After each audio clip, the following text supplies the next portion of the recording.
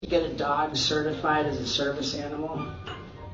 You don't have to do that. I have always been a pretty big fan of Steve-O, and maybe I'm wrong, but if you watch the original video, Steve-O goes on to talk about how you don't need any formal training to have a service animal, which is true, and that you can train your service animal yourself. What Steve-O doesn't disclose in the video is that service dogs also have to be task trained. They have to be trained to mitigate a disability, and I'm not saying that Wendy, his dog, isn't trained in any way to be a service animal. That's not what I'm implying, but I think that there's a lot of misinformation that could come from a video like this. And it's true, you don't have to do shit in the normal way, but you do have to do things to have a service animal. And one of those things includes training it to mitigate a disability. I'm a service dog handler, and my service dog is trained to do things like detect blood sugar on my breath, retrieve things off the floor for me. We're working on gluten detection. She does deep pressure therapy, so she lays on me when asked.